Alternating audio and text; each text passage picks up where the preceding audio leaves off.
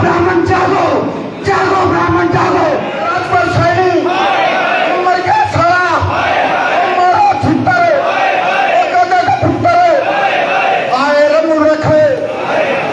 जो हमारे समाज को कहते थे कि ब्राह्मण समाज का भी एक नहीं हो सकता, अरे कुत्ते आके देख ले, ये ब्राह्मण समाज आज एक हो चुका है।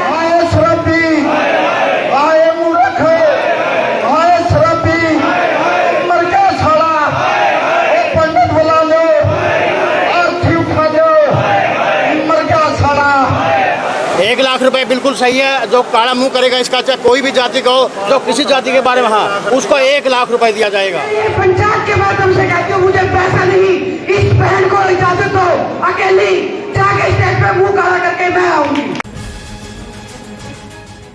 1 लाख रुपए बिल्कुल सही है। जो काला मुंह करेगा इसका, चाहे कोई भी जाति का हो, जो किसी जाति के बारे में, हाँ, उसको 1 लाख रुपए दिया जाएगा।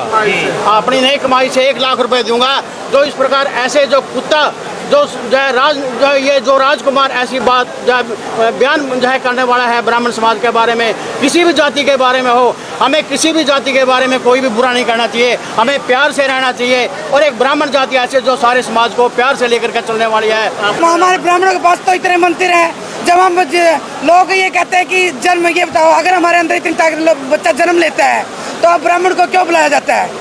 हमारे अंदर कोई ऐसा भगवान ने ऐसे संस्कार दिए होंगे, हमारा विवेक ऐसा होगा, बुद्धि ऐसी होगी, ये तभी ब्राह्मण को बुलाया जाता है। अदर बराबर ये नहीं है कि कोई जाति छोटी है कोई जाति बड़ी है, जाति सबका क्या है, जैसा कर्म वैसा उनको जाति के बांटेगा। यहाँ पे कह रहे थे कि 1-1.5 लाख रुपए देंगे भाई जो मुँह काला करके आएगा, आपने कहा कि मैं मुँह काला करके आऊँगी।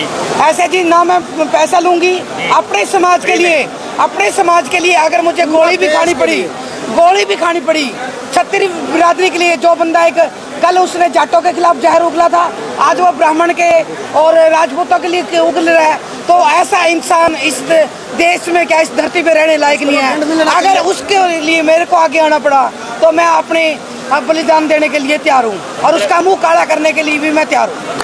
तो फिर मैम आप आगे जाएंगे मुँह काला करने के लिए या फिर किसी युवाओं को भेजेंगे आगे जाने के लिए? ये तो एक सस्पेंस रहेगा, आपको थोड़ी बताऊंगी। मुझे मैंने बोला कि मैं करूंगी, तो मैं का मतलब मैं होता है, वो किस तरीके से करूंगी वो मीडिया को पता लग जाएगा कि कब उनका मुँह काला किया गया। इसको ऐसा माना जाए कि कोई भी उसका मुँह काला करेगा उसके पीछे सुशीला शर्मा है? नहीं, पूरा समाज है, पूरा समाज है। ये ब्राह्मण समाज और छत्री बिरादरी। अभी ब्राह्मण समाज ने जैसे मीटिंग के लिए पंचायत कमेटी बनाएंगे, अभी उसका निर्णय आना बाकी है, लेकिन उससे पहले समाज का निर्णय। देखो, हम एक शांति प्रिय समाज रहा है और छत्री बिरादरी भाईचारे का समाज रहा है। हम कोई भी डिसीजन जल्दबाजी में नहीं लेंगे। एक कमेटी बनाई जाएगी, उसके बाद कुरुक्षेत्र में हमारी एक बड़ी पंचायत होगी। जैसे ही वहाँ जो निर्णय होगा उसके बाद मीडिया को बता दिया जाएगा। मैं उसका धन्यवाद भी करना चाहूंगी जिसने मैं उसका नाम नहीं लूंगी, मैं उसको कुत्ता बोलूंगी कि ब्राह्मण समाज को एक कर दिया और समाज के अंदर वो लोग पैदा कर दी जो हमारे समाज को कहते थे कि ब्राह्मण समाज का भी एक नहीं हो सकता। अरे कुत्ते आके देख ले, ये ब्राह्मण समाज आज एक हो चुका है। ये तो सिर्फ कैथल के अंदर है, अभी भी एक नमूना है, अभी रिजल्ट की कमी है। और जो भाइयों ने बोला था कि जो काला मुंह करेगा हम उसका इतने पैसे देंगे, मैं ये पंचायत के माध्यम से कहती हूँ, मुझे पैसा नहीं, इस बहन को इजाजत दो, अकेली जाके स्टेज पे मुंह काला करके मैं आऊंगी। और मैं अपने युवाओं को भी धन्यवाद देना चाहूंगी कि उनके अंदर वो जागृति आ गई है, और जिस समाज के युवाओं में जागृति आ गए वो समाज कभी पीछे नहीं रह सकता। और शहरी समाज से भी एक आग्रह करना चाहूंगी कि उस भगोड़े को भूल के सब छत्री बिरादरी के साथ खड़े हो जाए।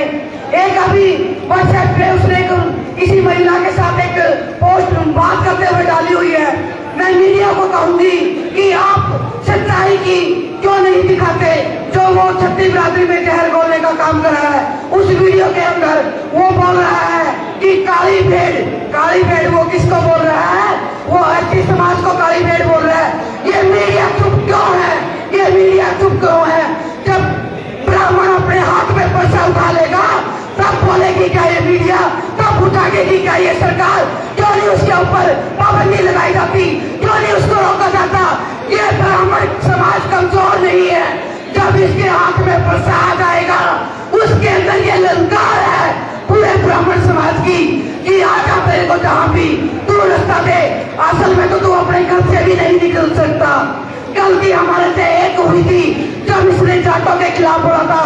अगर हम उस टाइम जाटों के साथ लग जाते तो आज इसका मुंह काला तभी हो जाता। मैं उन समाज से माफी मांगना चाहूंगी, तभी इसको आज इतनी वो मिली कि ये ब्राह्मण समाज की तरफ भागा।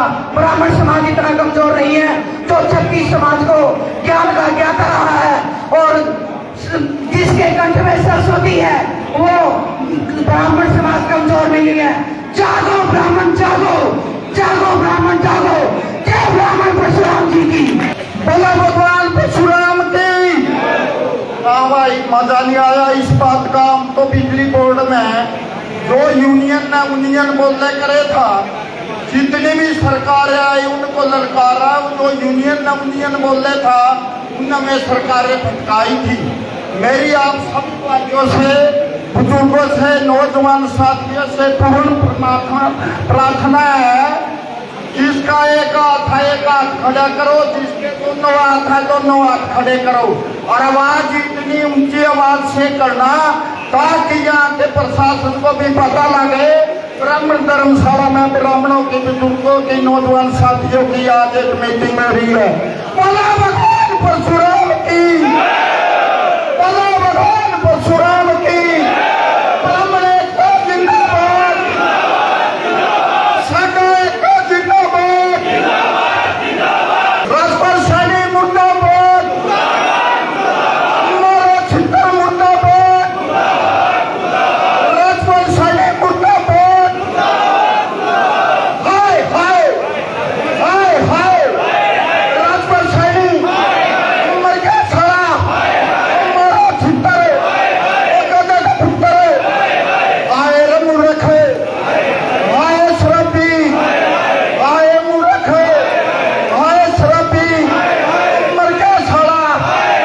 पंडित बुला लो, आरती उठा लो, मर गया साला। पिंड बुला लो, पेवा डालो, मम्मी कहती, मम्मी कहती, चंगा टिक्का, चंगा टिक्का, चिट्टा आटा, फूटा वाटा, आए रे कुत्ते, आए न कुत्ते, मर गया साला। ब्राह्मण एकता जिंदाबाद। देखियो भाई, जो ये घटनाक्रम चल रहा है राजकुमार सैनी वाला, इस घटनाक्रम के अंदर अगर आप देखें, और मैंने ये पहले कैथल की मीटिंग में भी कहा था, भाई ये राजकुमार सैनी ने तो जो करना है करना ही है, लेकिन आप लोगों को भी वो टेस्ट करने के लिए आया है भाई ये समाज कितना एकजुट है, कितना इकट्ठा है और क्या कर सकता है। जैसे माइक टेस्ट करते हैं ना, ऐसे कर करके भी आवाज आ रही है कि नहीं आ रही है, तो ऐसे ही राजकुमार सैनी आपको टेस्ट करने के लिए आया भाई ये समाज किस प्रकार की सोच रखता है, या सिर्फ ऐतिहासिक जो परशुराम जी की, चंद्रशेखर आजाद जी की जो बातें थी वो धरातल में है कि नहीं है, या इनका खून ठंडा पड़ गया। और दूसरी बात मैं अपने सभी भाइयों से कह देता हूं, जब प्रधान जी ने इसको मुंह काला करने की धमकी दी, 2 गाड़ी हमारी राजकुमार सैनी की कोठी के पास थी रात को समय, और वो बाल बाल बचा मारे से। और उसके बाद उसने एक लाइव होके बात कही कि पवन पहलवान और अशोक पहलवान और उसका भाई और उसके परिवार से मुझे जान का खतरा है। काम तो उसी दिन हो जाना था, ये वो सिर्फ एक सड़क का फेर रह गया। जैसे ही जिंदल चौक कटे ना, इतनी देर में अंदर करके अंदर एंट्री कर गया। और दूसरी बात आपको बताता हूं उस बहादुर शेर की, आज उसके घर चले जाओ आप सेक्टर 3 के अंदर, आप दरवाजा खड़काओगे, एक बंदा ऐसे खोलेगा दरवाजा, वो पूछेगा आपसे कौन हो भाई, आप कहोगे मैं तो सैनी हूं और आपसे मिलना चाहता हूं, आपका प्रोग्राम कराना चाहता हूं। वो पता क्या कहता है, यार ब्राह्मणों ने ना ऐसी तैसी कर रखी है, चाहे सैनी है चाहे भाई तू कोई कास्ट का है, हम किसी का प्रोग्राम लेते ना तेरे को अंदर एंट्री देते हैं। ये ताजी बात हो रही है, तो कुछ क्षेत्र में घट रही है।